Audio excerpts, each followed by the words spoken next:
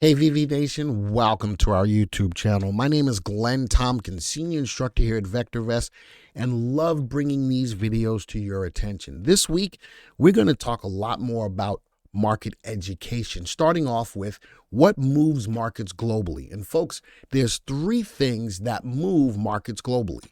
Now, I'm not an economist, and I bet that if I had an economist on the channel right now, they could give you other ideas of what moves markets globally.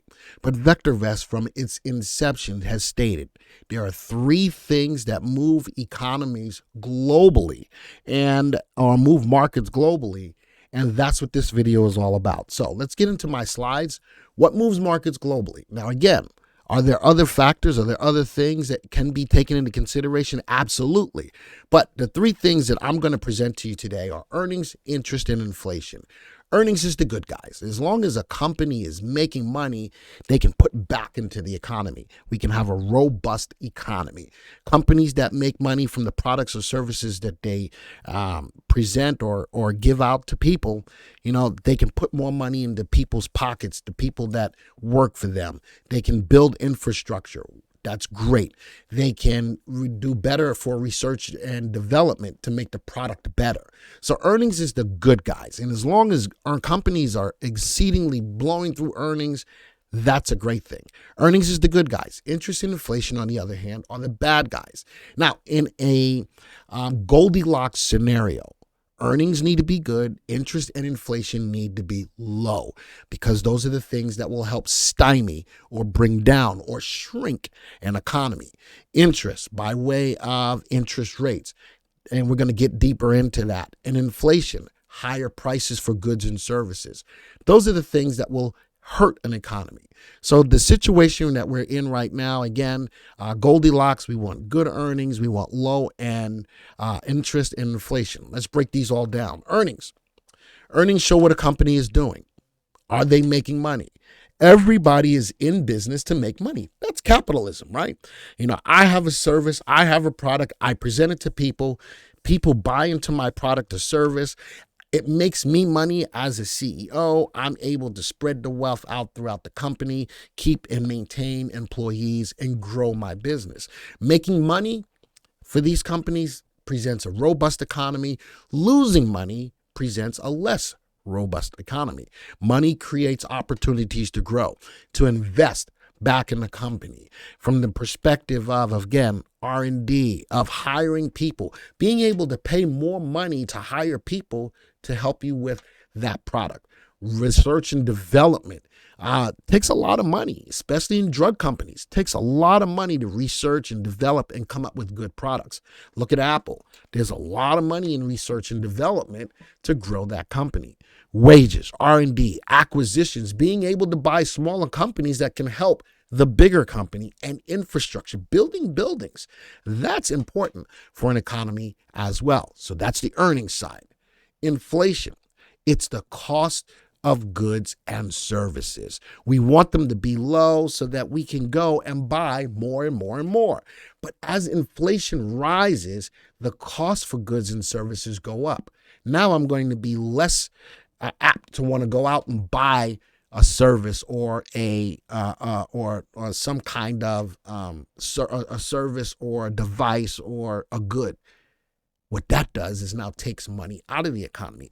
I'd rather spend my money on the more essential things than some of the goods and services that companies are out there offering. So as a matter of fact, I'm going to pull back a little bit. That's not good for economy. A robust economy has low inflation. High inflation hurts the economy. Low inflation helps the economy. Now, a lot of this makes sense. But to some of you, understanding what this all means shows how it affects how you invest in the market. The cost of living, the ability to put back into the economy, and high inflation is a major problem. And that's what we're going through right now. We're still at 40-year highs on inflation, even though it has peaked and pulled back. This is where the Fed plays a major role. Now, let's get into interest. So we know we have high inflation. It is pulled back. The news shows that it's getting better. It's almost a feel-good story. But is it? We're still at very high highs for inflation. And the Fed is saying, well, in order to go after inflation, we're going to have to raise interest rates. Now, let me step back a little bit. As we were having this robust economy, what was going to be the product of that at some point in time? Inflation. What did the Fed say at some point in time? Oh, this is transitory. Why? Because we were in a nice, robust economy and nobody wanted to slow it down. At some point in time, though, you're going to have to pay the piper, and that's what we're getting into right now. Interest is the cost of doing business. Companies and people borrow money. It's what we do. As a company, may not always have all the free cash to just go do what I want to do.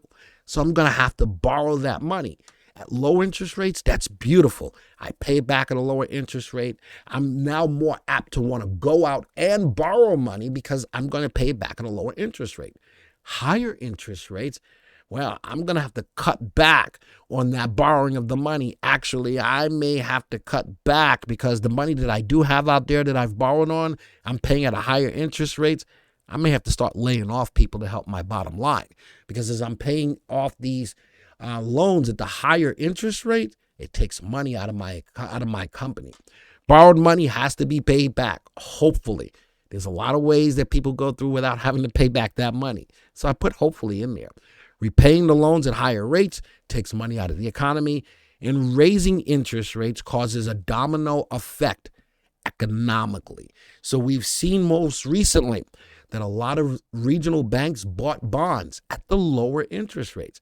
As the higher interest rates come into play, they have to pay these back, and they are paying the piper in a big way. And I still think that the other shoe hasn't fallen as of yet. So, folks, those are the three major movers of the market. Why is this information so important? Because it affects what goes on in the economy. It affects what goes on in the stock market. It affects how you manipulate your portfolio to make sure you capture gains and protect yourself. So let's get into the VectorVest system. And we have something called a market climate graph. That's what we're looking at right here. Folks, this gives you the 30,000-foot view of what's going on in the market. And we look at the three major players of the market. CPI, that's looking at inflation. T-notes, that's looking at interest. And the 50-day moving average earnings per share on the S&P 500 looks at the earnings picture. One of the things that I've been saying since the end of last year is that earnings is going to play a major role coming into this year. As we keep raising interest rates, all right, this is a 10-year view of the market from the 30,000-foot view. As we keep raising interest rates, notice how earnings are starting to level out right now. Here's that inflation picture. Man, we were up here a lot, and then we pulled back down. And the Fed looks at this and says, maybe I don't have to raise interest rates nearly as high. But if I'm looking back 10 years, folks, this is the highest we've been. And actually, let's go back even further. Let's zoom this out to the last 26 years. The last 26 years. Look at that. There's inflation. The highest it's been since VectorVest has been around. Here's the raising of the interest rates. And here's the robust economy. Look at this. Since 2008, after the housing crash, what did we do? We started to stimulate the economy. And what did we do? We started lowering interest rates. That was to stimulate the economy. Did it work? Absolutely. Look at the run on the market. Look at the run on the market as a robust economy. And at some point in time, folks, you got to start to say, hey, interest rates are starting to rise. Oh, that's okay. It's transitory. It's okay. It's okay. It's okay. And we lowered and we lowered and we lowered, and then boom, look at inflation. And then the market's still running, but look at inflation. And now what's going on, and that's the market running from the earnings perspective of the S&P 500, we started raising the interest rates.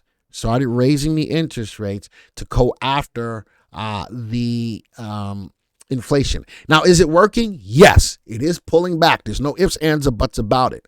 But is it working to the detriment of what the Fed is doing? The Fed is raising the interest rates. The inflation is still high. If they were to cut back right now on interest rates, who's to say that the inflation number wouldn't go higher and higher? This is the tightrope that the Fed is walking right now. And is he going to succumb to political pressure by saying, dude, you've raised the rates too fast, too high. And now, talk about that. Look at over the time period. We're still at lows on interest rates. We're still at lows, not historic lows, but we're still low. Over the last 26 years, we're still low. Interest rates here were a lot higher. Interest rates here were a lot higher.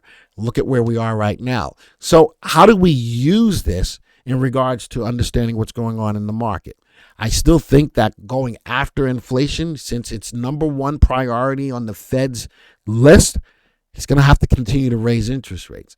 But now what we saw went on with the banks, with the bond interest rates going higher, I think there's a lot more companies out there who are going to be in the same situation of banks possibly closing. I don't know which banks. I don't know how many. I'm just looking at the data. All right. And I'm also keeping my eyes on earnings. Higher interest rates, more and more companies are going to start missing earnings, and that's not going to be a good thing. So, folks, this was really just touching upon the three major movers of the market, how it affects you, and how to take a better understanding of what's going on, what's still to happen, so that you can stay prepared. If you like this video, hit the like button. If you're not a subscriber to the VectorVest YouTube channel, don't forget to hit the subscribe button, hit the bell icon. We try very hard to bring the best content in the market to your fingertips. Folks, this video is over. And until the next time, see ya.